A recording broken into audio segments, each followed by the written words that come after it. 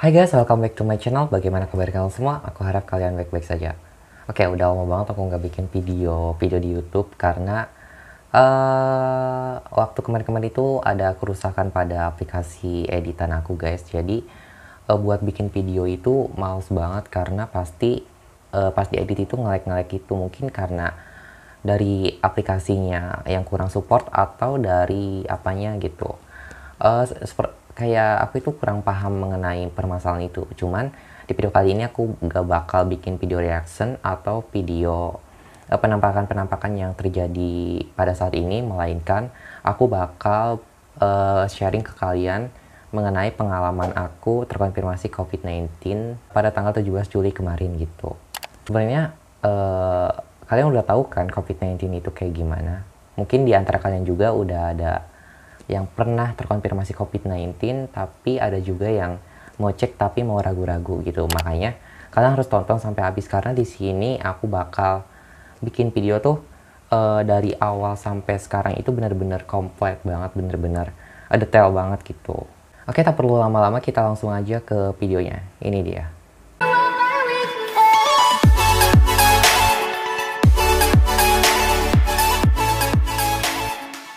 Oke, kita mulai dari gejalanya. Pas gejalanya itu 3 hari sebelum aku penciuman aku hilang gitu, aku itu sempat demam gitu.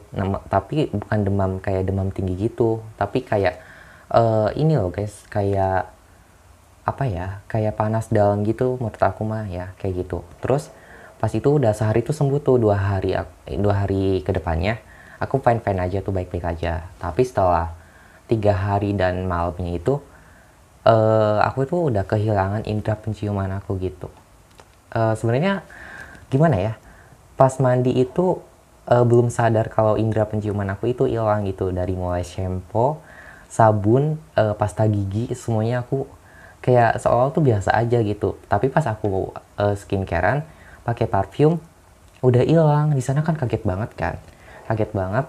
Terus aku bilang kan ke kakak perempuan aku, teh gimana nih indera penciuman saya hilang gitu kan. Ah, masa ya sih, Bella kan jarang kemana-mana gitu ya. Iya emang aku itu jarang kemana-mana banget guys. Kalaupun kemana-mana pasti aku mematuhi protokol kesehatan dengan ketat banget gitu. Bahkan nih FYI, yang paling ketat prokesnya itu adalah aku di antara keluarga-keluarga kami gitu. Dengan begitu dengan secara kasat mata gitu ya, menjelaskan bahwa aku itu masa iya sih terkena COVID-19 gitu. Di sana masih belum sadar gitu ya. Habis itu langsung kaget, langsung shock gitu ya. Terus aku belum dites tuh pada saat itu. Berarti itu pas tanggal 16. Pas tanggal 16 Juli aku ke dokter terdekat gitu loh guys, ke mantri-mantri di kampung, biasanya dinamakan mantri. Beliau bilang gini, emang sebelumnya perjalanan kemana gitu ya. Pas dipikir-pikir, perjalanan kemana? Paling jauh itu beli makanan di depan gang guys. Di depan gang, bayangin. Depan gang gitu. Terus mantri atau dokternya itu kayak nggak percaya gitu loh. Ah, masa iya sih? Kayak gitu. Iya, makanya saya juga nggak tahu kenapa saya bisa terkonfirmasi COVID-19 gitu. Di sana tuh kayak menghasilkan perdebatan sedikit gitu loh guys sama dokter di kampung aku gitu. Nah setelah itu kan aku dikasih beberapa vitamin gitu, beberapa vitamin dan beberapa obat yang bagus menurut dia. Dan dia juga menyarankan kalau nggak boleh sampai dites gitu, nggak boleh dites. Kalau dites nanti bakalan disuruh isolasi di luar gitu. Lebih baik kita meminimalisir dikasih obat dulu yang bagus. Nanti kalau si baratnya hasilnya masih nihil, itu terpaksa harus di tes swab gitu. Nah setelah itu, karena keluarga kami penasaran, ini tuh COVID bukan sih, ini tuh COVID bukan sih, kayak gitu. Pas tanggal 17 sorenya, aku teh kan tes ya. Aduh, maklum banget udah lama banget nggak bikin video. Aku teh kan tes ya pas jam sore 4-an gitu. Dan ya, saya terkonfirmasi COVID-19 pada tanggal 17 Juli 2021. Kalau dibilang kaget sih, enggak ya, enggak kaget. Karena menurut aku pada saat itu COVID itu nggak terlalu berbahaya banget gitu. Nah setelah di sana dikasih beberapa vitamin yang bener-bener banyak banget. Aku sampai sehari itu minum 7 obat gitu. Untuk minum 7 obat tersebut itu aku sampai 20 menit karena kayak ini tuh bener-bener banyak banget yang harus aku minum, sampai-sampai memerlukan waktu 20 menitan buat minum obat doang, bayangin. Itu banyak banget, udah pakai gede-gede. Terus ada satu obat kecil itu bener-bener pahit banget guys. Itu aduh, pahitnya bener-bener apaan sih ini obat gitu. Padahal bentuknya kecil tapi lumayan pahit gitu. Nah setelah itu kan setelah itu pulang biasa isolasi mandiri. Pas tanggal 18-nya si mami aku itu kehilangan tuh indera penciumannya gitu kan. Aduh, menurut Aing teh gini ya, aduh kalau positif juga gawat sih ini mah. Setelah itu mau nggak mau pas tanggal 18-nya mami aku harus tes lagi, tes swab, dan hasilnya positif COVID-19. Oh bayangin guys, setelah tanggal 17 abis itu nyokap gue positif COVID-19. Dan di sana oke, udah overthinking kan, karena tingkat kematian buat orang-orang yang udah memiliki umur yang udah tinggi gitu, itu tinggi. Makanya aduh gimana ya, pokoknya kayak tingkat presentasi orang meninggal karena COVID-19 itu tinggi buat orang kayak lansia gitu loh. Dan di sana kan gue langsung overthinking gitu loh guys, karena kan secara nyokap gue udah kepala 5 gitu, kepala 4-an gitu. Terus lagi pula nyokap gue punya penyakit lambung yang udah kronis gitu loh guys. Nah udah tuh di sana kayak bener-bener oh my god ya Tuhan, help me kayak gitu ya, kayak berdoa banget ke Allah Subhanahu Wa Taala. Semoga semuanya baik-baik saja kayak gitu. Nah setelah itu kan tanggal 18, tanggal 19-nya itu kalau nggak salah hari Jumatan ya. Hari Jumat aku pas siangnya itu dari pagi, dari jam 9 sampai sore itu bener-bener napas aku itu kayak kelebihan napas menurut aku mah. Kayak dibilang sesak napas enggak, dibilang pas napasnya itu sakit juga enggak, karena menurut aku kayak napas tapi kayak kelebihan oksigen gitu loh guys. Itu kenapa ya? Oke, setelah itu kan aku bertahan tuh ya dari jam 9 sampai sore. Terus sampai jam 9 gitu, jam 9 malam gitu, jam 9 malam kayak udah memutuskan nih sama orang tua.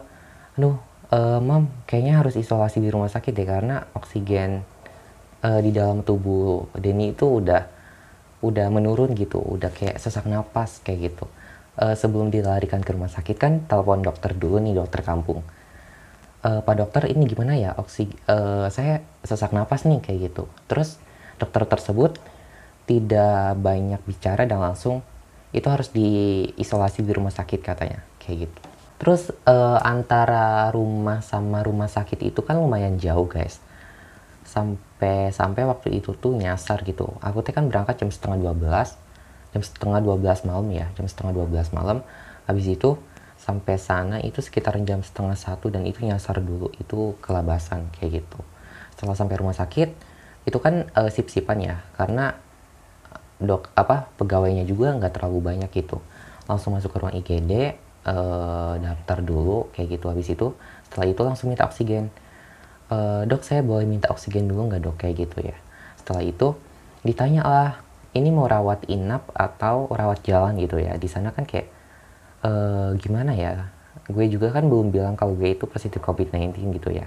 Setelah itu kayaknya rawat inap aja deh kayak gitu kan.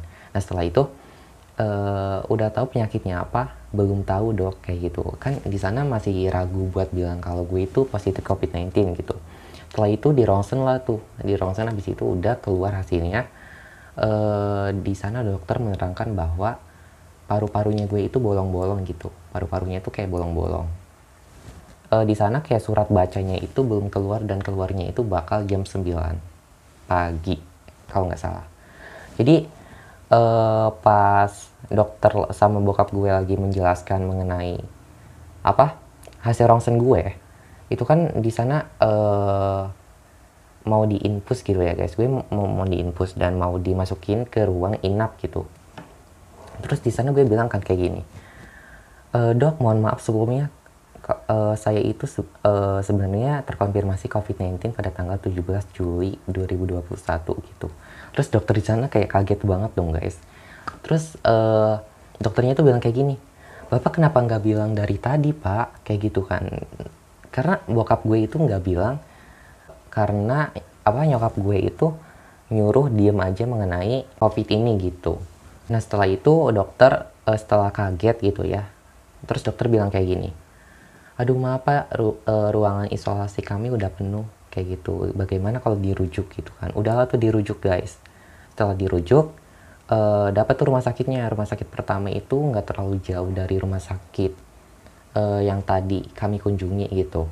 Setelah itu minta surat rujukan. Pas sampai rumah sakit di sana itu rumah sakitnya itu nggak bisa masuk IGD gitu. Padahal kan tinggal kasih surat keterangan rujukan tersebut ke kasir, bukan ke kasir, ke info Apama itu yang biasa di depan gitu loh guys.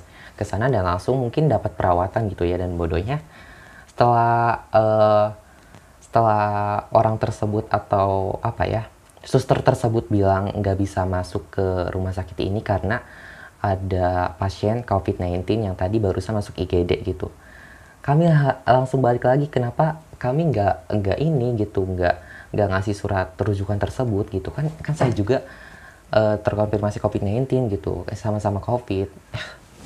Karena mungkin di sana waktunya itu udah malam, terus nggak bisa berpikir terlalu jauh gitu loh guys, kayak gitu. Nah setelah itu udahlah tuh kami ke rumah sakit ketiga gitu, itu tanpa rujukan apapun. Kami inisiatif sendiri. Waktu itu gue sama bokap gue guys pindah tuh ke rumah sakit ketiga juga penuh.